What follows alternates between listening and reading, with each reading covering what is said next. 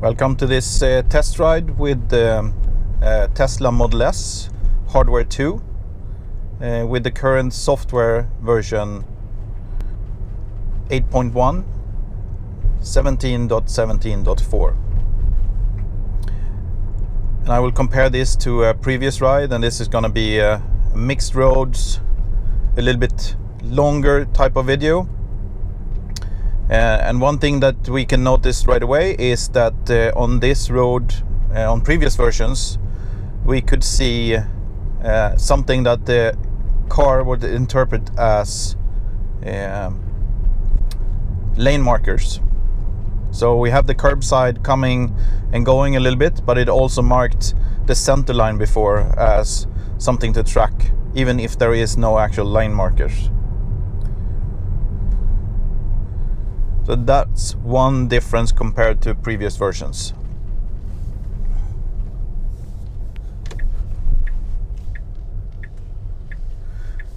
So I will try to stay as much as possible on cruise control or on autopilot, just to see how it works. But again, as before, the importance here is safety. So I'm going to disengage here at the roundabout.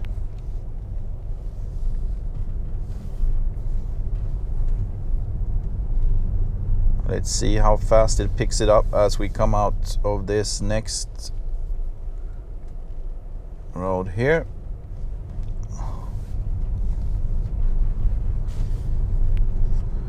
So one thing that I noticed is that cruise control comes on much faster now than it used to. And here we have, on this stretch of road, there was no problem at all before to actually engage autopilot, as it was tracking both the curbside and the lane marker on the left. Here it picked up again, but as you can see, it's not, hopefully you can see, it's not tracking the curbside here. It's only tracking the lane marker. And in previous versions, it has tracked the curb as one side of the road, and one added benefit of that is that it stays a little bit more centered instead of favoring left or right.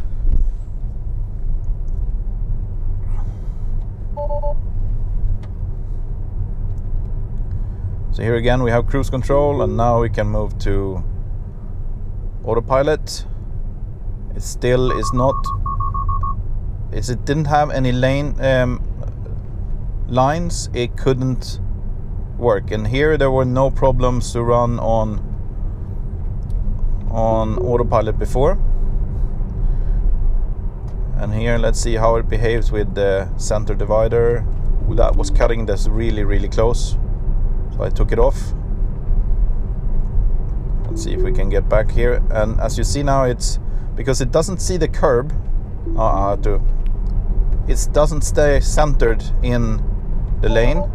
Instead it favors to stick to the line,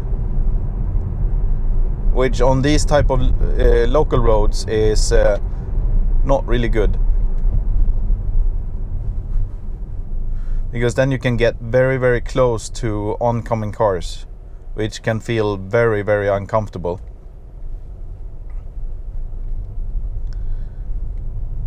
We have a red light coming up here in front, so I will keep it off.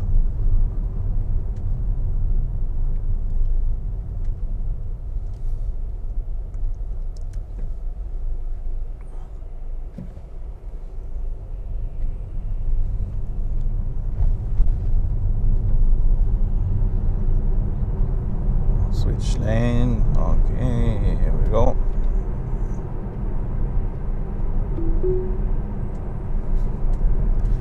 So here again, it tracks the center line but not the curbside, which means that we are now quite a bit closer to the line compared to the curbside. which can feel a little bit uncomfortable, especially as the Tesla is quite wide.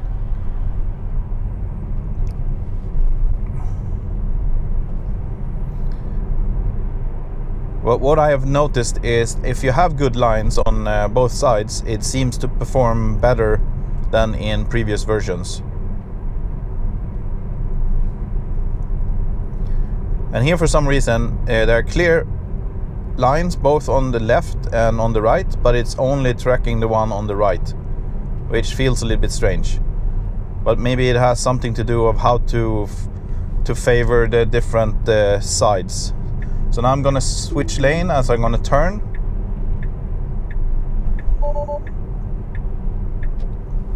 And I'm gonna disengage as we go through the intersection. And now we will get up on a road that has better lane markers, better lines, and it's also a 70 kilometers an hour road, which previously we could only do 50 kilometers an hour on Autopilot, because it's a kind of a highway style, not a freeway type of situation. And in that situation we were only allowed to go 50 kilometers an hour, and with this new release we can go up to the speed limit plus 10 kilometers an hour.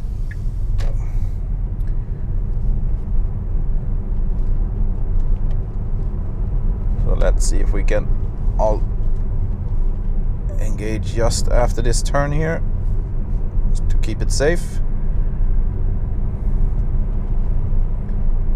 Hopefully we get, there we go, and we go up to 70 kilometers an hour.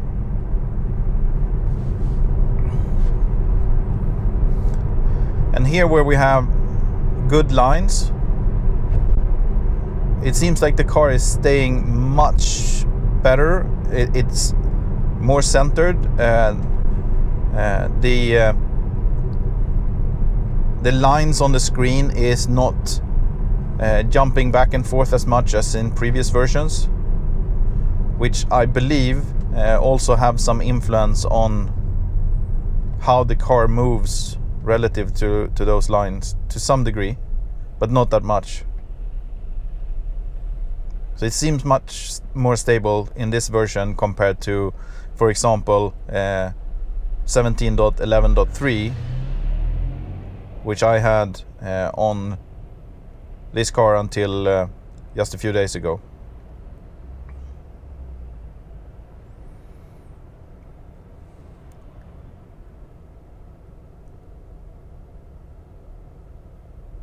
And there's been some talk on forums and such if the car is actually reading traffic signs, and I can say it's not. I passed many traffic signs with which it hasn't picked up, so it's definitely based on GPS based data.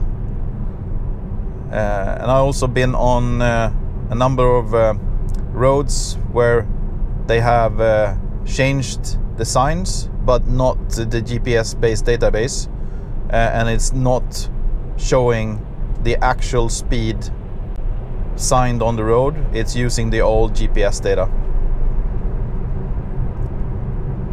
So here, as you can see, this is a kind of a highway type of situation, but still not classified. It's classified as a local road by Tesla, which means that it's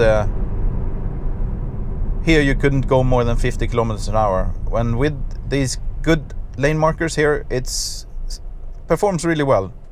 But as soon as you get a little bit more curvy roads going up and down, it seems not to perform as well, as you most likely will see quite soon when we come into my little bit more windy local road test run track, which I also published a video recently.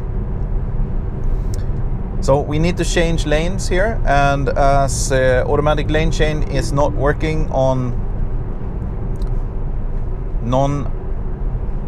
freeway type of situations, you have to disengage it and then re-engage again. And here we're gonna do a 270-degree turn onto a new road, so I have to disengage.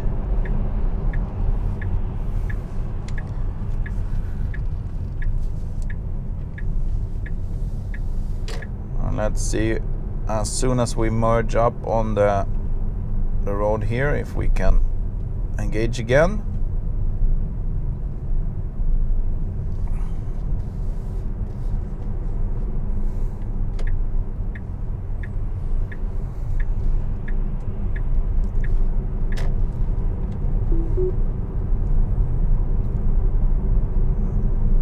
So this type of situation is kind of the ideal situation for the local road Autosteer Autopilot in this version. Very clear lane markers. It's relatively a straight road. Not any big turns or going over sharp hills or anything like that. And in that case it performs really well.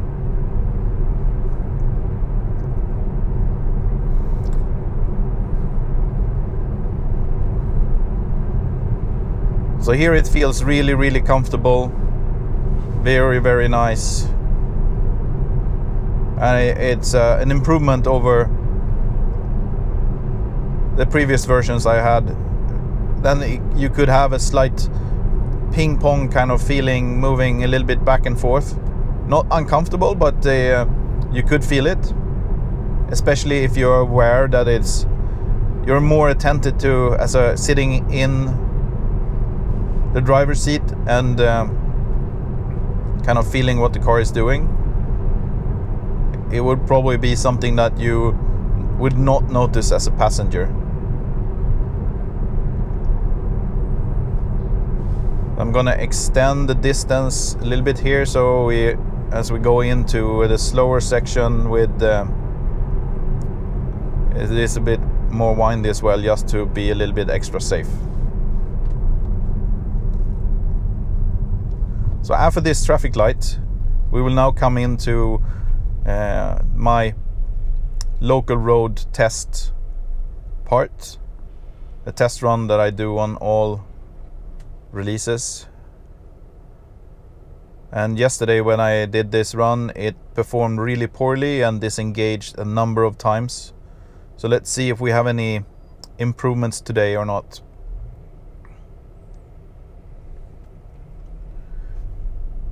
So one change today might be that we have this leading truck in front here, which it might be able to track a little bit better.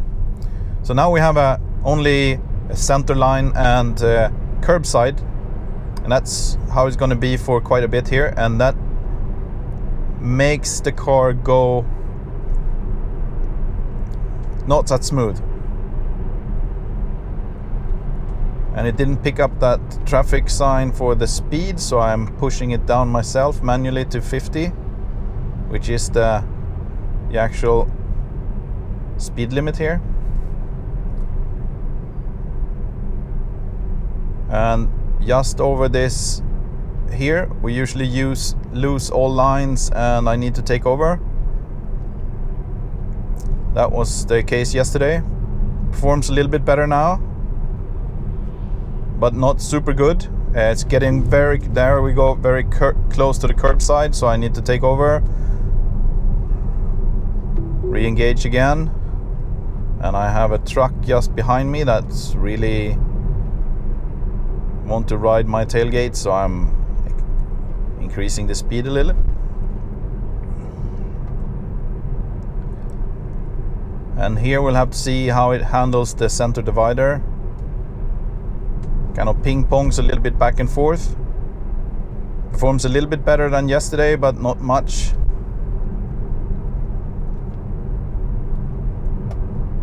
And now when we come over here in the next intersection, yesterday it went for the center divider quite hard, so I had to take over. Let's see how it behaves today.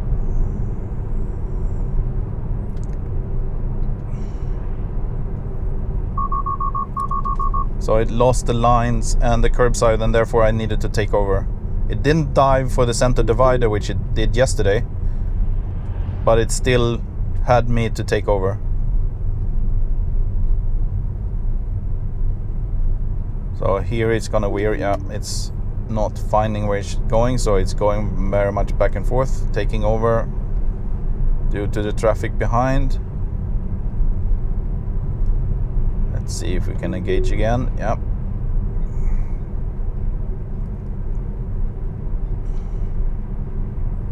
It performs a little bit better today because we have a lead car, which I didn't have yesterday. But as you can see, it's hopefully you can see on the display, it's not tracking the lane markers that well, even if they are clear. Okay, so now it's tracking quite good, but before it was dropping off either the center line or the right hand side.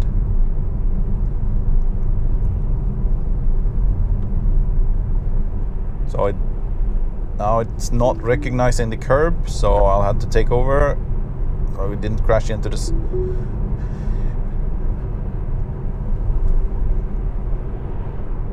As we go over the top here, we'll have to see if it's going to... Okay, it went for the curb a little bit. And let's see here. Okay, it's overcompensated a little bit, but not too much. Not too bad, actually.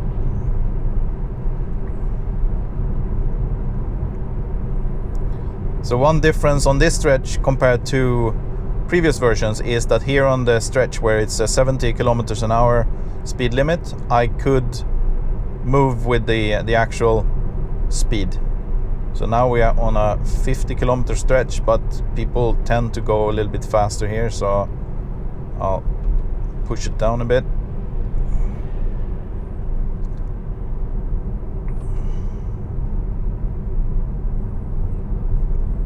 And here again we have a very, very clear center line and a curb, and for some reason this curb is not always being tracked, and in previous versions it always tracked the curb.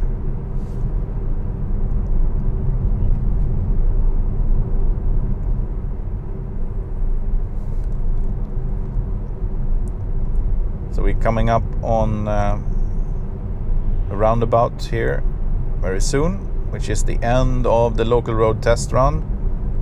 And today it performed a little bit better than yesterday, and I would credit that mostly to having a lead car.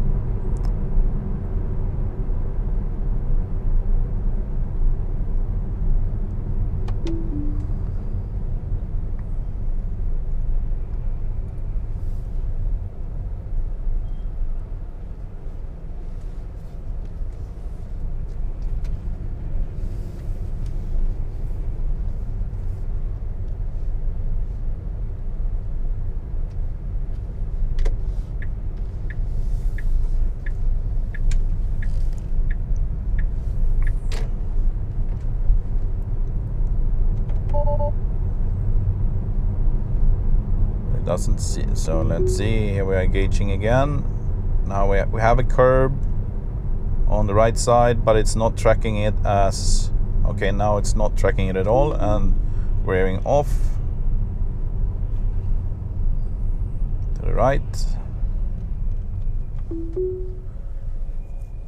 So let's see how it behaves going through the intersection. We have a leading car, and we'll see if it keeps with the leading car and merges into the lane on the other side or not.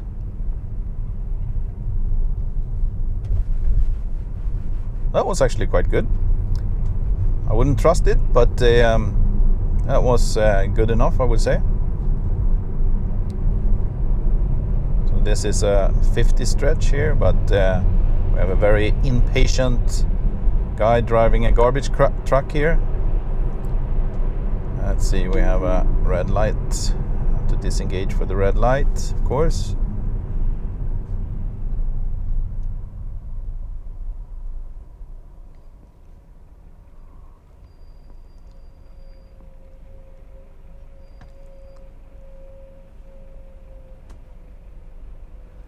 And on this stretch just in front here, it's a divided road, 70 kilometers an hour, but it's still treated as a local road, which means that it's you can't, in the previous versions you couldn't go faster than 50 kilometers an hour, but now you are allowed to go 10 kilometers an hour over the speed limit. And here again we have very good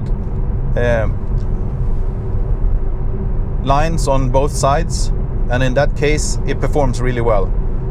So going through a slightly curve like this, you would in previous version have a kind of a ping-ponging kind of feeling, but in this version it's a very smooth turn.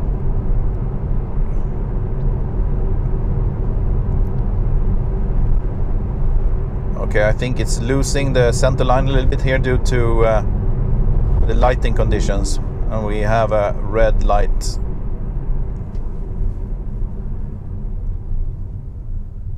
So in these type of road conditions, we have clear lane markers on both sides. You have not too sharp turns. It performs really well. But on more local windier roads, it's performing worse than in previous versions, I would say. And now we're coming up on a freeway. And so far my experience on the freeway, it performs really well.